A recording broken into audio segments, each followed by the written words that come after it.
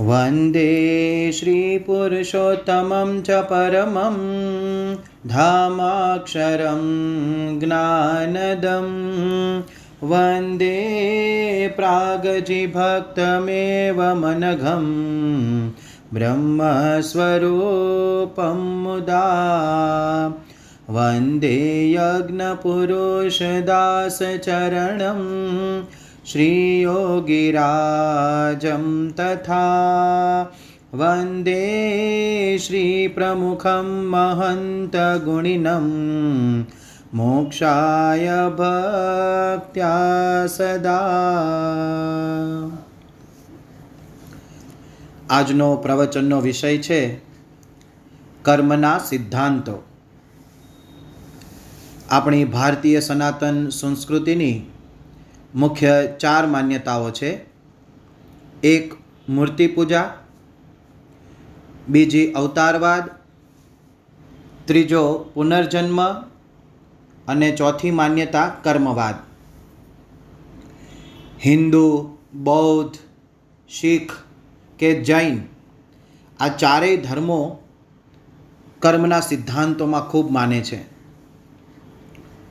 આજે આપણે તમારી વય અનુસાર રામાયણ, મહાભારત, શ્રીમદ્ ભગવદ્ ગીતા, ભગવાન સ્વામિનારાયણના વચનામૃત, અક્ષર બ્રહ્મ ગુણાતીતાનંદ સ્વામીની વાતો તેમજ આપણા સ્વામિનારાયણ સંપ્રદાયના અન્ય ગ્રંથો અને વિદ્વાનોની અનુભૂતિ દ્વારા કર્મના સિદ્ધાંતો સમજવાનો પ્રયત્ન કરીશું. સાદી અને સરળ ભાષામાં કહીએ તો કર્મ એટલે ક્રિયા.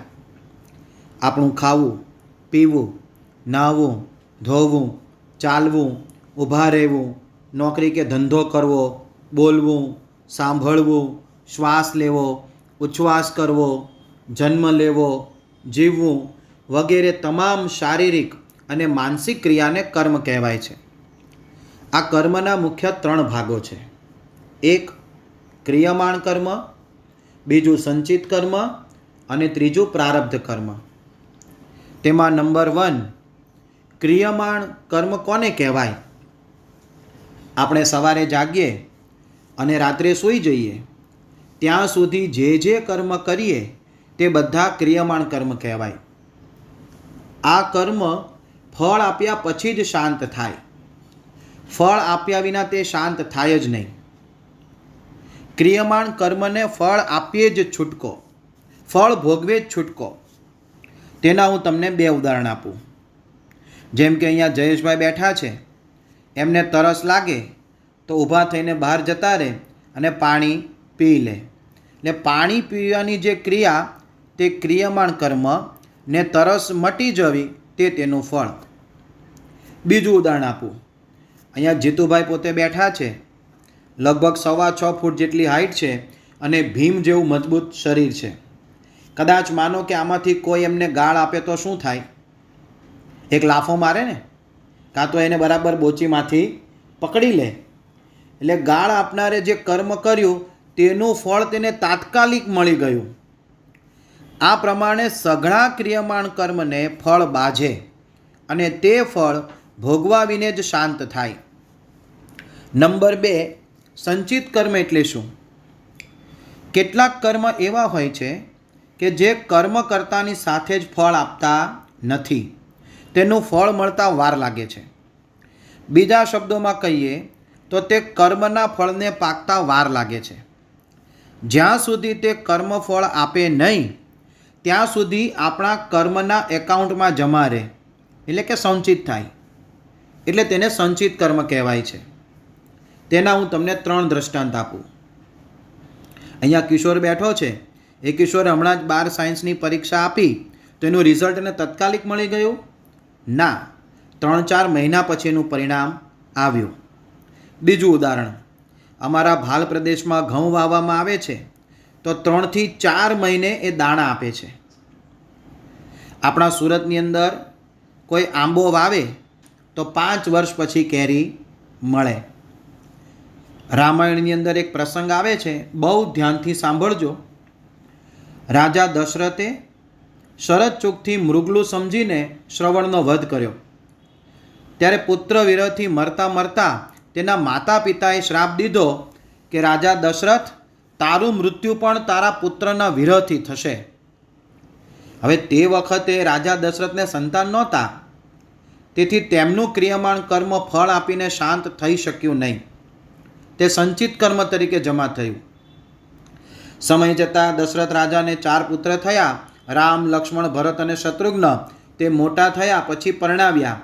કૈકેયીની હઠથી શ્રી રામચંદ્ર ભગવાનનો સીતા અને લક્ષ્મણ સાથે વનવાસ થયો અને વળી ભરત અને શત્રુઘ્ન મામાના ઘેર હતા ત્યારે પુત્ર રામના વિયોગથી મૃત્યુ થયું. તેમનું પેલું સંચિત કર્મ યોગ્ય સમયે ફળ આપીને જ શાંત થયું. માટે મિત્રો યાદ રાખજો, બીજાને દુઃખી કરનાર લોકો ગમે એટલા પુણ્યના કામ કરી લે, ઈશ્વર એમનો થતો નથી. સાક્ષાત મર્યાદા પુરુષોત્તમ શ્રી રામ ભગવાન રાજા દશરથના પુત્ર હતા, છતાં સંચિત કર્મનું ફળ બદલી શક્યા નહીં. અરે જેમના ચરણ રજના સ્પર્શ માત્રથી શલ્યાની અહલ્યા બનાવી શકે તે શ્રી રામચંદ્ર ભગવાન તેમના પિતાનું 14 વર્ષનું આયુષ્ય વધારી દે તો કોને વાંધો હોય? પરંતુ કર્મના કાયદાનું ચુસ્તપણે પાલન કરવામાં કોઈ લાગવકશાહી ચાલે જ નહીં. તેઓ કર્મનો એક જડબેસલાક કાયદો છે. આ તો એક સંચિત કર્મની વાત કરી. આ પ્રમાણે હજારો સંચિત કર્મોના હજારો ફળો ભેગા થઈને એક પહાડ તૈયાર થાય છે. અનાદિકાળથી અનેક જન્મોના અસંખ્ય સંચિત કર્મોના ઢગલા, કરોડો હિમાલય પર્વત જેટલા ઊંચા સંચિત કર્મોના ગંજ આપણા આ જન્મની પાછળ જમા થયેલા હોય છે. આપણા આ તમામ સંચિત કર્મોના ફળ આ જન્મે કે આવનારા જન્મોમાં ગમે ત્યારે પાકે છે. આ સમજવા માટે મહાભારતનો એક પ્રસંગ કહું. મહાભારતના યુદ્ધમાં ધૃતરાષ્ટ્રના 100 પુત્રો એક સામટા મરી ગયા. ત્યારે દ્રવિત હૃદયથી રાજા ધૃતરાષ્ટ્રે શ્રી કૃષ્ણ ભગવાનને પૂછ્યું, મારા જીવનમાં મેં કોઈ એવું ભયંકર પાપ કર્યું નથી કે જેના ફળ સ્વરૂપે મારા 100 પુત્રો એક સામટા મરી જાય. ત્યારે શ્રી કૃષ્ણ ભગવાને તેમને પાછલા જન્મો જોવા માટે એક દિવ્ય દૃષ્ટિ આપી. તેમાં રાજા ધૃતરાષ્ટ્રે જોયું કે આશરે 50 જન્મો પૂર્વે તે એક પારધી હતો અને વૃક્ષ ઉપર બેઠેલા પક્ષીઓ પકડવા તેણે સળગતી જાળ વૃક્ષ ઉપર નાખેલી. તેમાંથી બચવા કેટલાક પક્ષીઓ ઉડી ગયા, પરંતુ તે સળગતી જાળની ગરમીથી તેઓ આંધળા થઈ ગયા અને બાકીના 100 નાના પક્ષીઓ બળીને ખાક થઈ ગયા. આ પાપપૂર્ણ ક્રિયમાણ કર્મે તેનો પીછો છોડ્યો નહીં. ફળ આપીને શાંત થવા માટે સંચિત બનીને પડ્યું રહ્યું. ધૃતરાષ્ટ્રના 100 પુત્ર થવાની રાહ જોતું રહ્યું ને કાળક્રમે તેમના પુણ્યના પ્રતાપે 100 પુત્ર થયા કે તરત ફળ આપીને શાંત થયું. હવે ત્રીજું, પ્રારબ્ધ કર્મ કેવી રીતે બને? સંચિત કર્મ પાકીને ફળ આપવા માટે તૈયાર થાય તેને પ્રારબ્ધ કર્મ કહેવાય. જ્યારે જીવને આ પ્રારબ્ધ કર્મોના ફળ ભોગવવાને અનુરૂપ શરીર મળે અને તે શરીર દ્વારા જ પ્રારબ્ધ કર્મનું ફળ ભોગવ્યા પછી જ દેહ પડે. માતા પિતા, પત્ની, બાળકો, સગા, સ્નેહીજનો વગેરે બધું પ્રારબ્ધ કર્મ અનુસાર પ્રાપ્ત થાય. તેમની સાથેના ઋણાનુબંધ પૂરા થયા વિના આ દેહનો છુટકારો થાય જ નહીં. અનાદિકાળથી અનેક જન્મ જન્માંતરના જમા થયેલા સંચિત કર્મો પાકીને ફળ આપવા પ્રારબ્ધ રૂપે તૈયાર થતા જાય તેમ તે અનંત કાળ સુધી જુદા જુદા દેહ ધારણ કરતો જ રહે અને જ્યાં સુધી દેહ ધારણ કરવા પડે ત્યાં સુધી તેનો મોક્ષ થયેલો ન ગણાય. આ વાતને સમજાવતા જગતગુરુ શંકરાચાર્યજીએ ગાયું છે, પુનરપિ જનનમ પુનરપિ મરણમ પુનરપિ જનની જઠરે શયનમ પુનરપિ જનનમ પુનરપિ મરણમ પુનરપિ જનની જઠરે શયનમ ઇહ સંસારે બહુ દુસ્તારે કૃપયા પારે પાહી મુરારે. અનેક યોનિઓમાં જીવ અવતાર ધારણ કરે ને ભટક્યા જ કરે, નવા ક્રિયમાણ કર્મો કર્યા જ કરે, તેમાંથી અનેક સંચિત કર્મો જમા થયા જ કરે. તે કાળક્રમે પાકીને ફળ આપવા તૈયાર થઈને પ્રારબ્ધ રૂપે જીવની સામે આવીને ઊભા જ રહે અને અનંત કાળ સુધી જીવનો મોક્ષ થવા દે જ નહીં. એટલે શંકરાચાર્યજી સંસાર સાગરને દુસ્તર ગણાવે છે. આથી કર્મ કરતાં પહેલાં મિત્રો 100 વાર વિચાર કરવો જોઈએ. મોટિવેશનલ સ્પીકર્સ પણ કહે છે કે begin with and in your mind. કર્મ થઈ ગયા પછી તેના ફળમાંથી છટકવા, ફાંફા મારવા નહીં, પરંતુ જ્યારે તે કર્મ પાકીને પ્રારબ્ધ થઈને સામું આવે ત્યારે તેને સામી છાતીએ રાજા પરીક્ષિતની જેમ સહર્ષ સ્વીકારી લેવું અને ભોગવી લેવું. અન્યથા હસતા હસતા કરેલા પાપ કર્મો રડતા રડતા પણ ભોગવવા તો પડશે જ. અર્જુનનો દીકરો અભિમન્યુ અને તેમના દીકરા રાજા પરીક્ષિત બહુ જ વિદ્વાન, સંસ્કારી અને મહાજ્ઞાની હતા, પરંતુ તેમનાથી એક અપરાધ થઈ ગયો. એક નિર્દોષ ઋષિના ગળામાં મરેલો સાપ પહેરાવી દીધો. તેઓ ઘરે આવ્યા ને શાંત થયા ત્યારે તેમને કરેલા દુષ્કૃત્યનો ખ્યાલ આવી ગયો. તેઓ મનોમન સ્વગત બોલી ઉઠ્યા, અહો મયા નીચમ અનાર્યવત કૃતમ નિરાગસી બ્રહ્મણી મૂઢ તેજસી. મેં એક નિરપરાધી બ્રાહ્મણ સાથે ઘણું જ નીચ અધમ કૃત્ય કર્યું અને મારા કરેલા ક્રિયમાણ કર્મના પરિણામે મારા પાપના નાશ માટે તાકીદે મને સખત શિક્ષા થાવ, જેથી કરીને ભવિષ્યમાં હું કે મારો દાખલો લઈને બીજો કોઈ રાજા આવો નીચ ધંધો કરે નહીં. અને મને શિક્ષા તરીકે તે બ્રાહ્મણ ઋષિના ક્રોધાગ્નિમાં મારું આખું રાજ્ય, બળ, સમૃદ્ધિ, કોષ ભંડારો વગેરે તાત્કાલિક બળીને ખાક થઈ જાઓ, કે જેથી કરીને બ્રાહ્મણો, દેવો, ગાયો વગેરે પ્રત્યે આવી બુદ્ધિ મને ન સૂઝે. આ છે કર્મયોગીનું પ્રથમ લક્ષણ. તેમણે પોતાની સત્તાનો કે સગપણનો લાભ ઉઠાવવાનો બિલકુલ પ્રયાસ ન કર્યો. તેઓ શ્રી કૃષ્ણને પ્રાર્થના કરીને અર્જુન સાથેની દોસ્તીના સોગંદ આપીને ઇમોશનલ બ્લેકમેલિંગ કરીને તક્ષક નાગ સામે રક્ષણ માગી શક્યા હોત. તેઓ એવી પણ કાકલુદી કરી શક્યા હોત કે હે કૃષ્ણ ભગવાન, આ મારી પહેલી ભૂલને છેલ્લી ગણીને માફ કરી દો, પણ એમણે એવી કાકલુદી ન કરી. ભગવાન સ્વામિનારાયણના એક મહાન સંત સદગુરુ મુક્તાનંદ સ્વામીને તે સમયનો અસાધ્ય ક્ષયરોગ હતો, છતાં નિરોગી થવા તેમણે પ્રાર્થના કરી નહોતી.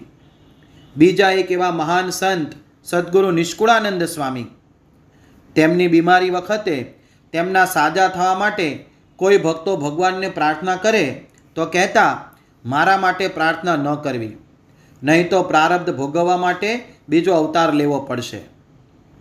જી હા દોસ્તો, આપણે કદાચ ભગવાન કે સત્પુરુષની લાગવકશાહીનો ઉપયોગ કરીને છટકવાનો પ્રયાસ કરીએ તો પણ કર્મ છે તે ફળ આપ્યા વિના છોડતું નથી. તો પછી સારું પ્રારબ્ધ ભોગવવા કર્મો કેવી રીતે કરવા જોઈએ? એક સરસ મજાનો વિચાર હું તમને મફતમાં આપું છું, બરાબર ધ્યાનથી સાંભળજો. ભાગ્ય આપણા હાથમાં નથી, પણ નિર્ણય આપણા હાથમાં છે.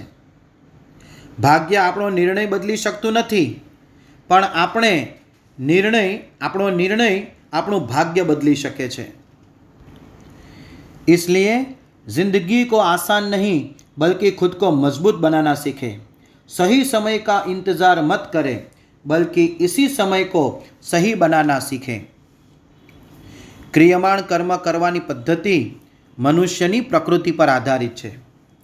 3 પ્રકારના જીવ હોય છે, એક સત્વગુણી, બીજા રજોગુણી અને ત્રીજા તમોગુણી. ત્રણેય જીવોની કર્મ કરવાની રીત અલગ અલગ હોય છે. સત્વગુણી કહે છે, હું કર્મ કરીશ, મને ફળ મળે કે ન મળે. રજોગુણી કહે છે, હું કર્મ કરીશ પરંતુ મને મળનાર ફળ હું નહીં છોડું. અને તમોગુણી કહે છે, મને ફળ નહીં મળે ત્યાં સુધી કર્મ નહીં કરું. યાદ રાખજો દોસ્તો, ફળ તો ત્રણેય પ્રકારના મનુષ્યને મળવાનું જ છે, પણ કર્મ કરવાનો ઉદ્દેશ્ય જરા જુદું ફળ આપે છે. એક સજ્જન વ્યક્તિ પર ખોટી FIR દાખલ થઈ. તેમને ફરાર થવું પડ્યું. તે દરમિયાન તેમના ભાઈ સારા વકીલની શોધમાં હતા. ત્યાં પોલીસ સ્ટેશન પાસે જ એક વકીલ આવ્યા. આ વકીલ સત્વગુણી હતા. તેમણે જાણ્યું કે આરોપી નિર્દોષ છે, તેઓને ફસાવવામાં આવ્યા છે. તરત જ તેમણે ફી લીધા વિના આ કેસ કોણ સારી રીતે લડી શકશે એનું માર્ગદર્શન આપ્યું. તેમને માર્ગદર્શન બદલ સપ્રેમ ફી આપવામાં આવી. બીજા વકીલ થોડા રજોગુણી સ્વભાવના હતા. તેમણે કેસ હાથમાં લઈને જામીન મેળવવાના પ્રયત્નો શરૂ કરી દીધા. આરોપીના ભાઈએ ફી અંગે પૂછ્યું તો તેમણે નમ્રતાથી જરૂરી ફી જમા કરવા કહ્યું. થોડા વર્ષો કેસ ચાલ્યો, પણ તારીખ પર તારીખ પડતી રહી. 3 વર્ષો વીતી ગયા, છતાં કેસ બોર્ડ પર ચાલુ થયો નહીં. આથી સજ્જન આરોપીએ અન્ય નામાંકિત વકીલ પાસે કેસ ચલાવવાનું વિચાર્યું. આ વકીલ સાહેબ તમોગુણી નીકળ્યા. કેસની ફી ઊંચી, વળી પહેલાં જમા કરાવો પછી જ કેસ લડીશ તેમ સ્પષ્ટ કહી દીધું. પહેલા તબક્કે અડધી ફી આપી, તોય તે કેસ લડવા કોર્ટમાં હાજર ન થયા. પૂરી ફી જમા થઈ પછી જ કેસ લડ્યા ને જીત્યા પણ ખરા. અહીં આગળ ત્રણેય વકીલને ફી તો મળી જ છે, પરંતુ ત્રણેયની ક્રિયમાણ કર્મ કરવાની પદ્ધતિમાં તફાવત જોવા મળે છે. પેલા સત્વગુણી વકીલને રાજી થઈને 10,000 રૂપિયા આપે. બીજા રજોગુણી વકીલને સોદાબાજી કરીને 20,000 રૂપિયા આપે. અને ત્રીજા તમોગુણી વકીલને જીવ કચવાવીને લાખ રૂપિયા આપે. આવા 3 પ્રકારો બધે જ સ્પષ્ટ જોવા મળે છે. રેસ્ટોરન્ટના માલિકની વાત કરીએ તો સત્વગુણી માલિક ફૂડ ચાખીને પોતાને પસંદ પડે તો જ વેચે. જો વેચ્યા પછી પણ ફરિયાદ આવે તો બદલી આપે. રજોગુણી માલિક પહેલેથી જ શરત કરે કે ફૂડ એકવાર ખરીદ્યા પછી પરત લઈશું નહીં. તમોગુણી માલિકની તો વાત જ જુદી. પહેલાં પૈસા ધરી દો, પછી જ તમારી સામે જુએ. પૈસા ગલ્લામાં મૂકીને જ ફૂડની કૂપન આપે. તમને ગમે તો ખાઓ, નહીં તો કચરામાં ફેંકો. તેવો એટીટ્યૂડ તેના હાવભાવમાં ઝળકતો હોય. જીવના પ્રારબ્ધમાં જેટલું હોય તેટલું તેને મળે જ છે.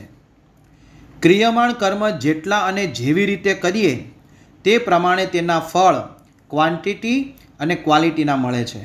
તેમાં જરાય ઓછું કે વધતું મળતું નથી. કોઈ શ્રીમંતના ઘેર જન્મે ને કોઈ ઝૂંપડામાં, કોઈ સુંદર તો કોઈ કદરૂપો, કોઈ નિરોગી તો કોઈ રોગી, વગેરે અનેક પ્રકારના તફાવત. કોઈ કૂતરો બને તો કોઈ ગધેડો, કોઈ સિંહનો દેહ ધરે તો કોઈ ઉંદરનો.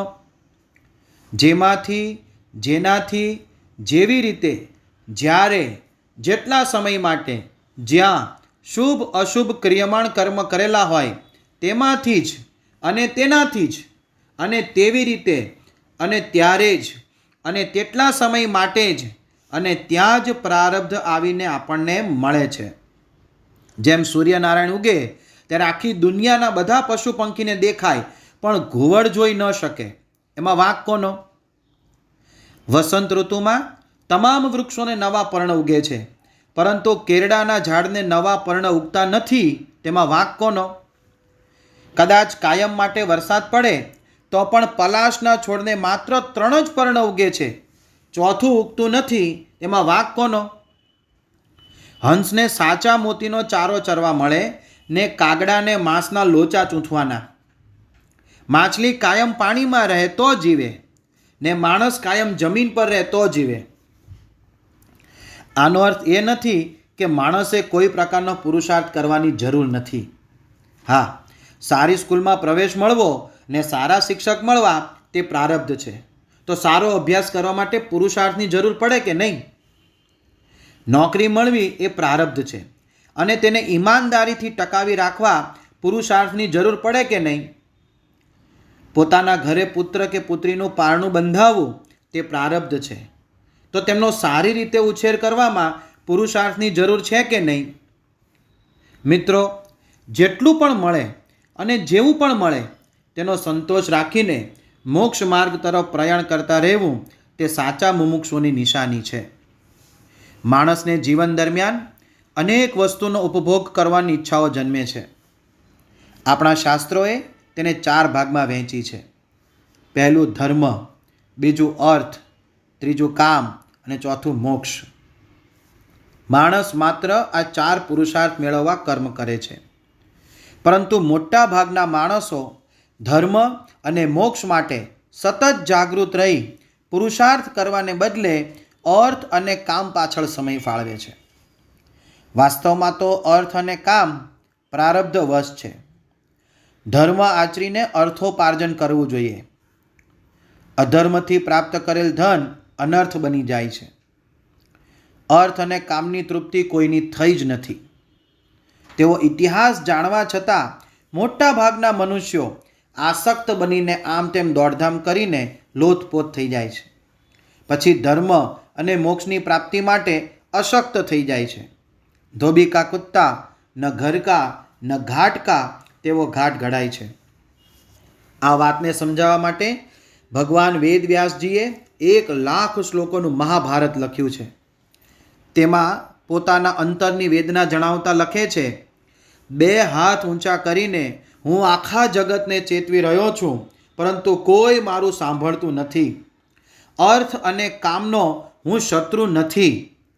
અર્થ અને કામની ઉપાસના ભલે કરો, પણ તે ધર્મની આણમાં રહીને અને મોક્ષની પ્રાપ્તિ માટે. Yes, man is the architect of his own future. પ્રારબ્ધ અને પુરુષાર્થ એકબીજાના વિરોધી નથી, પણ પૂરક છે. પુરુષાર્થ જ સમયાંતરે પ્રારબ્ધ બને છે. તેથી પ્રારબ્ધ અને પુરુષાર્થ બંને એક જ છે. તેઓ કદી એકબીજા સાથે ટકરાતા જ નથી. પ્રારબ્ધ વર્તમાન શરીરને ભોગ વિલાસ પ્રદાન કરે છે, તો પુરુષાર્થ ભવિષ્યની સૃષ્ટિનું નિર્માણ કરે છે. કર્મ કરવામાં મનુષ્ય સ્વતંત્ર છે, પરંતુ ફળ મેળવવા તે પરતંત્ર છે. જેટલી સ્વતંત્રતા વધુ તેટલી જવાબદારી વધારે. કેટલાક વિચારકો કર્મણ્યે વાધિકારસ્તે મા ફલેષુ કદાચન આ વાક્યનો બહુ જ સંકુચિત અર્થ કરતા કહે છે કે તારો કર્મ કરવામાં અધિકાર છે, ફળ પર નહીં. જો એવું હોય તો કોઈ શેઠ તેના નોકરને પગાર ન આપે તો તે શાસ્ત્રસંમત વાત બની જાય. વળી શેઠ સાહુકાર કહેવાય ને પગાર માંગનાર નોકર પાપી ઠરે, જે ન્યાયોચિત બાબત ન કહેવાય. કર્મ કરવાની સ્વતંત્રતાનો અર્થ એવો સમજવો કે આપણે કોઈ કર્મ કરવું કે ન કરવું, કેવું કરવું કેવું ન કરવું, કેવા વિચાર સાથે કરવું કે ન કરવું, તે બાબતની સ્વતંત્રતા છે. તે કર્મથી મળનાર ફળ ક્યારે મળશે, કેવી રીતે મળશે અને કેટલું મળશે તે બાબતે આપણે પરતંત્ર છીએ. પણ તે ફળ ભોગવવામાં આપણી કોઈ પણ પ્રકારની બહાનાબાજી કે છટકબારી ચાલવાની નથી. અને હા, કર્મમાં બાદબાકી હોતી નથી. ફરી કહી દઉં, કર્મમાં ગણિતની જેમ બાદબાકી હોતી નથી. 5 સારા કર્મો અને 2 ખરાબ કર્મો કરીએ તો 5 - 2 = 3 સારા કર્મનું ફળ ભોગવવા મળશે તેમ સમજવું તે અણસમજ છે, મૂર્ખામી છે. અહીં 5 સારા કર્મોનું સારું ફળ અને 2 ખરાબ કર્મોનું ખરાબ ફળ ભોગવવાનું એમ ચોખ્ખો જ હિસાબ છે. વાણી અને વિચાર ઉપર માણસની પ્રગતિનો આધાર છે. જો સારું બોલશો તો સૌ સાથ આપશે, અને સારું વિચારશો તો કુદરત સાથ આપશે. માટે યાદ રહે, સુખ એટલે સોનાનું પાંજરું અને દુઃખ એટલે લોખંડની જેલ. બંને ગર્ભવાસ અને 1,84,ના ફેરા લેવડાવે. સારા કર્મો સુખની લાણી કરાવે અને ખરાબ કર્મો દુઃખની વેદનામાં ભીંજવે. તો પછી પ્રશ્ન એ થાય કે આ જન્મ મરણના ફિરકામાંથી નીકળવું કઈ રીતે? અંગ્રેજીમાં એક કહેવત છે, યોર વર્ક ઇઝ વર્શિપ. તમારું કાર્ય, તમારું કર્મ એ જ પૂજા છે, ભક્તિ છે. આપણા શાસ્ત્રો મુજબ માનવ માત્ર મોક્ષના અધિકારી છે, તેમાં ધર્મ, જાતિ, જ્ઞાતિ કે રંગના આધારે કોઈ ભેદભાવ છે જ નહીં. આ મોંઘો મનુષ્ય દેહ મોક્ષ માટે જ મળ્યો છે. તે વારંવાર સહજતાથી મળતો નથી. મોહનો ક્ષય કરીને પરબ્રહ્મ પરમાત્મામાં લીન થવા માટે કેવળ મનુષ્ય જ સમર્થ છે. પરંતુ જ્યાં સુધી તે મોક્ષ મેળવવાની તીવ્ર ઈચ્છા શક્તિ જાગૃત ન કરે અને આ શરીરથી જ પ્રારબ્ધ કર્મોને ભોગવી ન લે, તમામ સંચિત કર્મોને જ્ઞાન અગ્નિમાં ભસ્મ ન કરે, ત્યાં સુધી તે બિચારો બનીને જન્મ ધારણ કરતો જ રહે છે. આથી આપણે આપણા જીવનકાળ દરમિયાન એવી કુશળતાપૂર્વક ક્રિયમાણ કર્મ કરવા જોઈએ કે જેથી તે તરત ફળ આપીને શાંત થઈ જાય, તેનું સંચિત કર્મ ન બને અને આ સંચિત કર્મ ભવિષ્યમાં પ્રારબ્ધ બનીને આપણી સામે ખડું ન થઈ જાય. આવું કુશળતાપૂર્વક કર્મ કરવું તેનું નામ યોગ. શ્રીમદ ભગવદ્ ગીતામાં કહ્યું છે, યોગ કર્મસુ કૌશલમ. કેટલાક એવી પણ દલીલ કરે છે કે આપણે કોઈ કર્મ જ ન કરીએ તો ન રહેગા બાસ ન બજેગી બાંસુરી. આ તર્કનો વિરોધ કરતા હોય તેમ ભગવાન શ્રી કૃષ્ણ ગીતામાં સ્પષ્ટ કહે છે, નહીં કશ્ચિદ ક્ષણમ અપી જાતુ તિષ્ઠતિ અકર્મકૃત શરીર યાત્રાપી ચ તેન પ્રસિદ્ધ્યતે યક કર્મણઃ. એટલે કે કોઈ પણ માણસ કર્મ કર્યા સિવાય એક ક્ષણ પણ રહી શકતો નથી. તે કર્મ ન કરે તો તેની શરીર યાત્રા જ અટકી જાય. આથી ક્રિયમાણ કર્મને કુશળતાપૂર્વક કરવાનો જ એકમાત્ર વિકલ્પ આપણી પાસે છે. મોક્ષ માર્ગના અનુભવીઓ અને શાસ્ત્રોના મતે જે કર્મો અબુદ્ધ દશામાં કરેલા હોય, અભાન અવસ્થામાં કરેલા હોય, મનુષ્ય સિવાયની યોનિમાં કરેલા હોય, કર્તાપણાના અભિમાન સિવાય કરેલા હોય, સમષ્ટિના કલ્યાણ માટે કરેલા હોય અને નિષ્કામ ભાવના સાથે કરેલા કર્મો હોય તે જીવને બંધન કરતા નથી. વળી જીવ તો બ્રહ્મરૂપ, અક્ષરરૂપ અને સતચિત આનંદરૂપ છે. જીવને પોતાના અસલ સ્વરૂપનું ભાન થાય ત્યારે તેને જ્ઞાન થયું કહેવાય. આ જ્ઞાન સિદ્ધ થાય કે તેના સંચિત કર્મો બળી જાય છે. જીવને પોતાના સ્વરૂપનું ભાન થવા માટે કોઈ સમર્થ ગુરુની આવશ્યકતા રહે છે, જે તેને બ્રહ્મ સત્ય અને જગત મિથ્યાની વાસ્તવિકતાનું દર્શન કરાવે છે. આથી આપણે ઈશ્વર પાસે સત્પુરુષનો ભેટો થાય અને સદબુદ્ધિ સાંપડે તેવી કામના કરવી જોઈએ.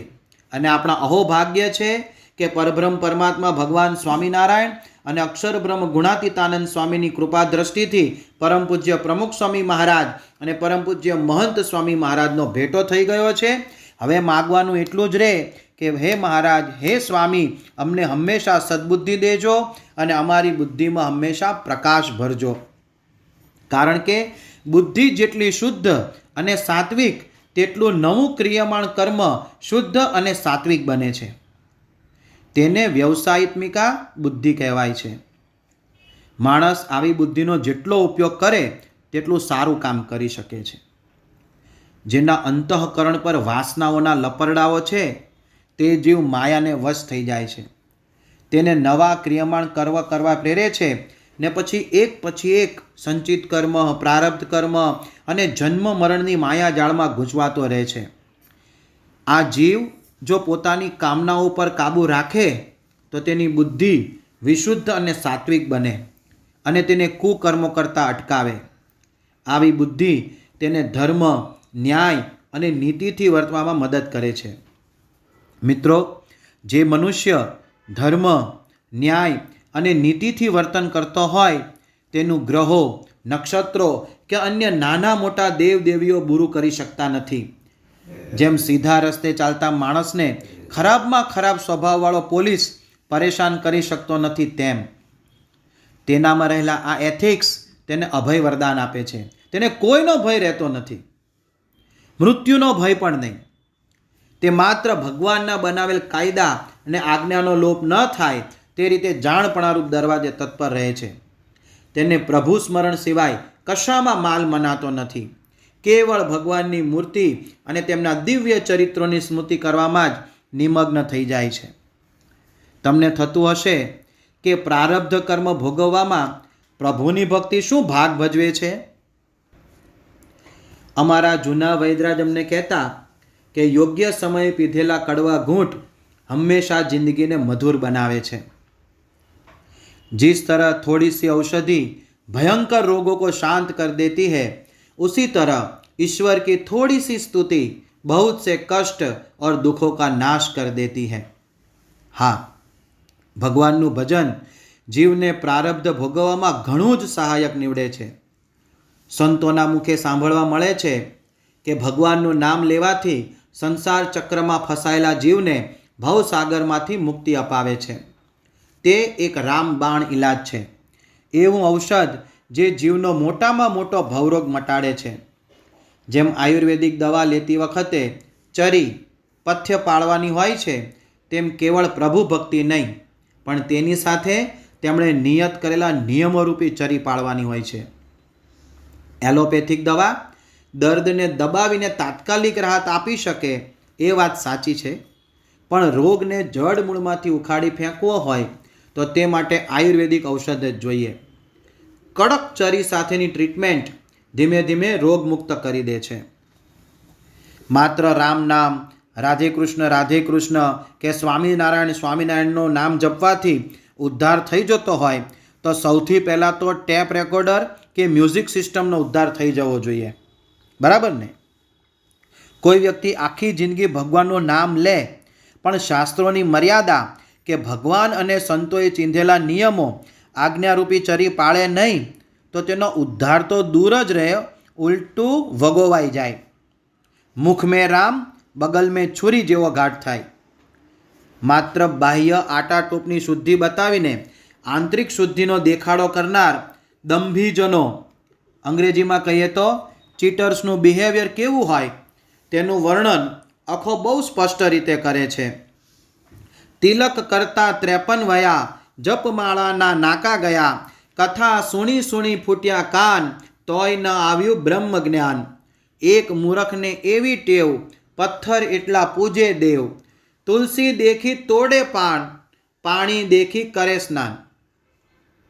હા, સત્સંગ સભામાં કથા સાંભળવા કે કીર્તન કરવા જવું એ આવશ્યક બાબત છે, પણ તેમાંથી માહિતી મેળવીને જીવનમાં એપ્લાય કરવી તે અનિવાર્ય બાબત છે. આપણે સમજી શકીએ કે દરેક મુમુક્ષુ કંઈ પરીક્ષિત રાજાની જેમ એક કથા સાંભળીને કે એક સત્સંગ સભામાં જઈને બ્રહ્મ ભાવને પામી જ જાય તેવું ન હોય, તે સમજી શકાય તેવું છે. પણ ધીમે ધીમે પોતાની જાતમાં સુધારો કરતા જવું તે મુમુક્ષુનું લક્ષ્ય હોવું જ જોઈએ.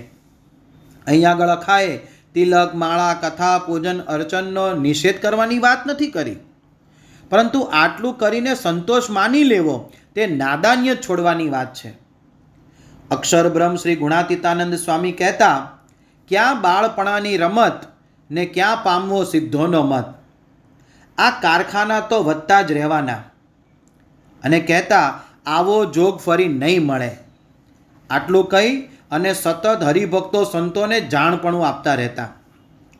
સદગુરુ પ્રેમાનંદ સ્વામીએ એક કાવ્યમય પ્રાર્થના રચીને આ રહસ્ય આપણી સમક્ષ ઉજાગર કર્યું છે. નિર્વિકલ્પ ઉત્તમતિ નિશ્ચય તવ ઘનિશ્યામ, મહાત્મ જ્ઞાનયુક્ત ભક્તિ તવ. આમ આખી પ્રાર્થના ગાઈ છે. તેઓએ ભવસાગર તરવાની સદૈવ ભગવાન શ્રી સ્વામિનારાયણનું દિવ્ય પરમ સુખમય અક્ષરધામમાં નિવાસ કરવા માટેનો તેમનો નિર્વિકલ્પ ઉત્તમ અતિ એવો નિશ્ચય માગ્યો છે. મહાત્મ જ્ઞાનયુક્ત ભક્તિ માગી છે.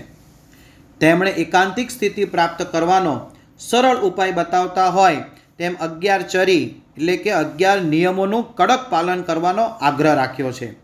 એમાં પહેલો નિયમ, કોઈ જીવની હિંસા ન કરવી.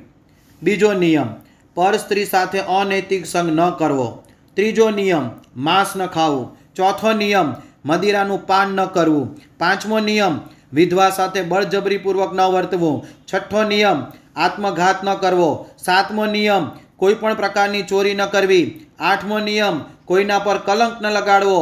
નવમો નિયમ, કોઈ દેવની નિંદા ન કરવી. 10મો નિયમ, બિન ખપતું ખાવું નહીં. અને 11મો નિયમ, ભગવાનથી વિમુખ હોય તેના મોઢેથી જ્ઞાન વાર્તા સાંભળવી નહીં. આટલા મુખ્ય નિયમ પાલન સાથે કોઈ સહજાનંદના ચરણની ઉપાસના કરે તો તેનો મોક્ષ નક્કી છે તેવી ખાતરી આપતા તેઓ અંતે લખે છે, રહી એકાદશ નિયમ મેં કરો શ્રી હરિપદ પ્રીત, પ્રેમાનંદ કહે ધામ મેં જાઓ નિશંક જગજીત. આટલું જાણ્યા પછી એમ થાય કે આ ભગવાનનું ધામ ક્યાં છે, કેવું છે? શું છતી દેહે જીવન મુક્તિનો આનંદ માણી શકાય? હા, માણી શકાય.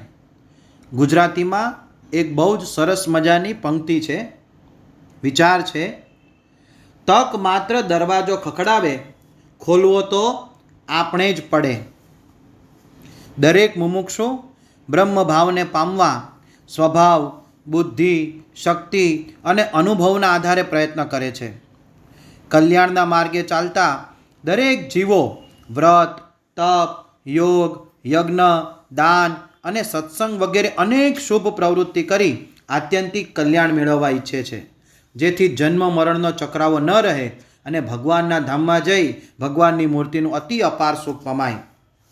આવા યાત્રીઓ માટે શ્રીજી મહારાજે વચનામૃત ગઢડા પ્રથમ પ્રકરણ 56માં કહેલ એક વિધાન હોકા યંત્રની સોય સમાન છે. શ્રીજી મહારાજ કહે છે, કેટલાક સિદ્ધ થાય છે ને કેટલાક સર્વજ્ઞ થાય છે ને કેટલાક દેવતા થાય છે ઇત્યાદિ અનંત પ્રકારની મોટપ પામે છે તથા પરમપદને પામે છે.